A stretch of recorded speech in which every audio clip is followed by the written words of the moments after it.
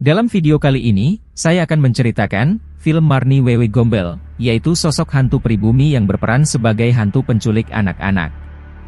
Dan dalam video kali ini, akan menjawab sudah bagaimana kisah sedih si Marni yang berakhir menjadi hantu Wewe Gombel. Sebelum lanjut ke dalam alur cerita, siapkan dulu semangkuk remikan dan segelas kopi untuk menemanimu menonton video ini. Jangan lupa juga subscribe channel ini, supaya tidak ketinggalan video terbaru. Film dibuka dengan penampakan si Marni yang diarak oleh warga kampung, entah apa kesalahan yang dilakukan oleh si Marni. Tetapi warga sangat terlihat jika mereka sangat kesal dan benci kepada si Marni. Si Marni diarak sampai di sebuah pohon besar di hutan sebelah kampung itu, dan di sana juga ada seorang anak kecil, tak lain itu adalah anak si Marni. Warga pun mengambilnya dari si Marni dan si Marni pun digantung di pohon itu hingga tewas. Dan sekarang kita masuk ke part selanjutnya, 30 tahun kemudian. Suatu hari ada satu keluarga yang menuju ke sebuah desa mengendarai sebuah bus. Tapi, sesampainya di tengah hutan, bus itu pun mogok dan membuat seorang ibu jengkel akan hal itu. Satu keluarga ini terdiri dari seorang ibu yang bernama Warni, anak pertama bernama Ana, dan anak kedua bernama Nono. Tujuan mereka menuju ke desa, untuk mencari tempat tinggal yang dimana pernah diceritakan oleh suami si ibu sebelum mereka berpisah, dan beruntung di desa itu ada Pak Lurah dan mereka pun mengikuti Bapak Lurah itu. Singkat cerita, mereka pun sampai di sebuah rumah yang mereka tuju, dan rumah itu ternyata rumah peninggalan ayah Pak Lurah yang terawat dan tidak ditinggali. Karena sayang, maka Pak Lurah meminta kepada keluarga Bu Warni untuk tinggal di rumah peninggalan itu. Alasan mereka pindah ke desa itu, karena Bu Warni mempunyai banyak hutang dengan almarhum suaminya. Dan membuat Bu Warni lebih irit lagi demi bertahan hidup. Ana pun mulai melihat-lihat isi dari rumah itu. Dan di sana, Warni menemukan sebuah kalung yang mirip dengan jimat. Tapi, Ana tidak peduli. Ana pun masuk ke sebuah tempat tidur untuk beristirahat dan segera menghubungi temannya bahwa ia sudah pindah ke desa terpencil. Ana rebahan di kasur jadul bersprei putih kecoklatan dan melihat ke atap rumah. Ana pun merasakan keanehan dari atas atap rumah itu. Singkat cerita, setelah sholat Isya Ana semakin merasakan keanehan dalam rumah itu, saat ia mendengar suara lemari yang diketuk-ketuk. Ana berpikir bahwa itu adalah adiknya dan ternyata adiknya berada di luar. Setelah itu, mereka bertiga pun makan. Tapi, pandangan mata Nono menuju ke sebuah kursi yang kosong dan Nono pun berteriak kabur. Esok paginya, Ana dan Nono pergi keluar untuk ke pasar. Tapi di jalan, ia diganggu oleh pemuda bangsit di desa itu karena Ana mengenakan baju dan celana yang seksi. Ana merasa tersinggung, kemudian menghampiri pemuda itu dan mengatakan kata-kata kotor kepada mereka. Ana pun berantem dengan mereka dan saat Ana mau dipukul, tiba-tiba ada Tama yang menghalangi mereka. Karena Tama ini anaknya Pak Lurah, jadi mereka takut kepada Tama. Ana pun berterima kasih dan mereka pun berkenalan. Singkat cerita, ketika mereka hendak makan malam, si ibu malah sibuk dengan pekerjaannya dan tidak memperhatikan anak-anaknya. Setelah makan, Ana pun membacakan buku cerita kepada Nono sebelum tidur. Tapi setelah Ana membuka buku, Ana pun terkejut karena itu bukan buku si kancil melainkan buku cerita yang menceritakan seorang wanita yang dibunuh oleh para warga. Di tempat lain, Tama yang baru selesai sholat, diganggu oleh hantu sosok perempuan. Namun Tama tidak gentar dan terus membacakan istighfar hingga hantu perempuan itu menghilang. Sedangkan Ana mendengarkan suara tangisan bayi di kamarnya. Ana pun takut dan mencari ibunya. Tapi Ana malah mendapati ibunya yang seperti sedang mengigo. Ibunya berbicara sendiri dan Ana pun membangunkannya. Di siang harinya, Nono tiba-tiba teriak karena dimarahi ibunya. Nono mencoret-coret kertas ibunya yang merupakan pekerjaan ibunya. Sedangkan Ana pergi keluar menuju rumah Tama. Tapi, di perjalanan tiba-tiba Ana mendengar suara memanggil namanya. Suara itu bersumber dari sebuah pohon yang tepat di depan Ana. Pas Ana hendak menyentuh pohon itu, tiba-tiba ia terkejut oleh kedatangan Irma. Irma adalah perempuan dengan gangguan jiwa. Dan karena takut juga kaget, Ana memukul Irma dengan sebatang kayu. Tapi beruntung, ada Tama dan menyuruh Irma untuk pulang. Lalu Tama membawa Ana menuju ke rumahnya. Dan Tama menceritakan kepada Ana bahwa si Irma sewaktu kecil pernah diculik oleh Wewe Gombel. Namun Ana tidak terlalu percaya akan hantu. Ana lalu diantar pulang oleh Tama dan ternyata Nono sedang dihukum oleh si ibu karena Nono telah menghapus data pekerjaan ibunya. Karena ibunya marah, Nono dihukum untuk berdiam diri di luar. Tapi Ana turut menemani Nono dan memberikan buku gambar kepada Nono supaya Nono tidak bosan. Lalu Ana dipanggil ibunya untuk mengambilkan barang. Dan setelah beberapa jam di dalam, tiba-tiba Nono hilang dari depan rumahnya. Ana kemudian mencari Nono ke berbagai tempat. Tapi, Ana tidak menemukan Nono dan malah bertemu dengan Irma. Di sini, Ana menemui si Irma sedang menangis dan tidak mengatakan apapun. Ana dan si ibu kemudian pergi ke rumah Pak Lurah untuk melapor atas hilangnya Nono. Dan Pak Lurah lalu menceritakan si Marni 30 tahun yang lalu. Marni adalah penjual jamu dan disukai banyak lelaki karena bodinya Marni yang aduhai. Marni digoda oleh 4 lelaki di desa itu. Tapi Marni mengacuhkannya hingga Marni berlari menuju ke tengah hutan. Karena si Marni memukul pria itu, Marni pun disiksa oleh mereka hingga Marni terkapar tak berdaya. Tak sampai di situ, Marni yang tak berdaya kemudian dipekuso oleh mereka dengan cara bergilir. Marni tersadar dan berteriak meminta tolong. Tapi sayang, mereka sedang berada di tengah hutan. Tidak ada satupun yang bisa menolong Marni yang malang. Marni pun ternodai dalam keadaan babak belur hingga menyebabkan mental Marni terganggu. Hingga beberapa bulan kemudian, Marni mengalami gangguan jiwa dalam keadaan hamil. Marni hidup sebatang kara hingga tiba saatnya Marni melahirkan. Dia melahirkan di pohon besar itu sendirian, dan memotong tali pusar menggunakan giginya.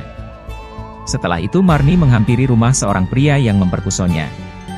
Marni memotong kepala pria itu hingga terpisah dengan tubuhnya. Dan tubuh pria itu Marni gantung. Seminggu setelah kejadian itu, Marni terlihat kembali berjalan di desa itu sambil menggendong bayinya. Hingga ada seorang ibu yang ingin mengurus bayinya Marni tapi Marni menolaknya. Karena anak dari ibu itu yang sudah memperkosa Marni dan membuat Marni menjadi gila. Si ibu kemudian berteriak karena Marni sudah membuat fitnah. Kemudian Marni pun dikejar oleh warga karena sudah membunuh pria tadi. Marni membela diri dan berhasil menusuk dan memotong tangan warga.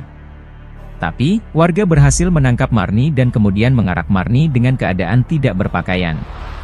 Bayi Marni hanya berumur 1 minggu setelah kejadian itu karena tubuhnya sangat lemah. Dan setelah kejadian itu, setiap anak yang ditelantarkan oleh orang tuanya akan diambil oleh Wewe Gombel. Apalagi membiarkan anak sendirian di luar rumah saat maghrib tiba. Dan pernah ada yang berhasil kembali setelah diculik oleh Marni si Wewe Gombel yaitu Irma.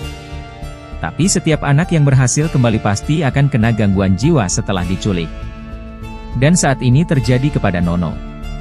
Gara-gara Warni menghukum Nono, Nono pun menghilang.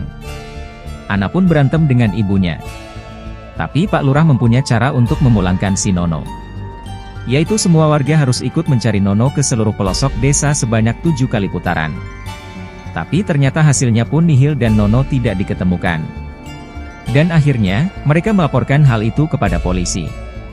Sisanya, mereka hanya bisa pasrah dan berdoa supaya Nono cepat ditemukan. Mereka berdua terus menunggu dan menunggu kembalinya Nono ke rumah.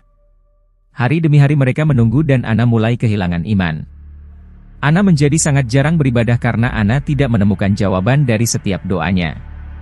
Ana merasa hatinya sudah hampa dan tidak tahu harus bagaimana. Dia hanya ingin adiknya pulang. Lalu, Ana datang menghampiri Tama dan bertanya, apakah adikku bakalan pulang? Tapi Tama menyuruh Ana untuk menyerahkan semuanya kepada Tuhan dan terus berdoa. Ana lalu pergi ke pohon besar itu dan meminta kepada Marni untuk memulangkan Nono. Ana rela menukarkan hidupnya dengan hidupnya Nono. Ana berjanji untuk menuruti apapun yang Marni inginkan. Asal, Marni mau mengembalikan Nono. Marni lalu datang dari atas pohon dan Tama datang untuk menolong Ana tapi Anissa lalu berteriak dan pingsan. Dan di rumah, Nono pun kembali dan ibunya langsung memeluknya. Lalu keesokan harinya, Nono diruqyah oleh Tama agar Nono lebih terjaga jiwanya. Ana dan ibunya sangat bahagia saat Nono kembali pulang. Di tempat lain, Tama bertanya kepada bapaknya untuk menebang pohon besar itu. Tapi ternyata, sejak dulu warga sudah berusaha menebang pohon itu, tapi selalu gagal. Sore harinya, Ana pergi ke pasar untuk membeli bahan-bahan jamu. Tapi setelah pulang, Ana membentak ibunya sendiri. Dan kini kita sadar kalau Ana sudah dirasuki oleh Marni. Di malam hari, ibu merasakan kejanggalan. Tapi, si ibu membiarkan saja dan menganggap hal biasa. Di siang harinya, si Marni yang sudah merasuki Ana, memancing emosi Warni dengan menceritakan semua kekurangan keluarganya. Di jalan, Irma menyadari bahwa yang ada di dalam tubuh Ana adalah si Marni. Berpindah ke seorang lelaki yang sedang berjalan untuk menemui Ana. Karena busnya mogok, lelaki bernama Poppy pun turun dan ngojek yang akhirnya bertemu dengan Ana. Poppy ini adalah seorang laki-laki yang memiliki kemampuan mata batin.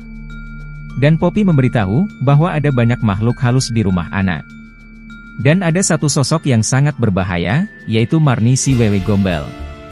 Singkat cerita, ketika si Poppy hendak tidur, Poppy pun diganggu oleh sesosok halus. Dan beruntung, seorang kakek penjaga menolongnya. Siangnya, Poppy memberitahu jika Ana nampak seperti bukan Ana. Dan Ana juga merasa jika terkadang jiwanya tidak berada dalam badan si Ana. Itu semua terjadi setelah Nono kembali ke rumah. Di saat malam hari saat mereka makan malam, Poppy bertanya kepada Ana, yang mana jawabannya hanya Ana yang tahu. Dan semua jawaban yang dijawab oleh Ana pada saat itu, semuanya salah. Ana pun pergi ke dapur, sedangkan ibunya pergi menemui Tama dan bapaknya yang sedang bertamu ke rumah mereka. Dan di dapur, Poppy mengatakan untuk meninggalkan tubuh Ana. Marni pun kesal kepada Poppy, dan mereka bertengkar pada saat itu juga. Marni mencoba menusuk Poppy dengan pisau namun Poppy berhasil menahannya. Dan datang Tama juga Pak Lurah. Tama mencoba menenangkan Marni tapi ilmu Marni sangat tinggi dan mereka pun berkelahi. Marni keluar dari tubuh si Ana, Tama masih berkelahi dengan si Marni. Tama sangat kesusahan untuk melawan si Marni. Namun Tama berhasil memotong kakinya Marni dan menusuk lehernya Marni. Tama berhasil mengalahkan si Marni setelah Poppy menempelkan keris saktinya.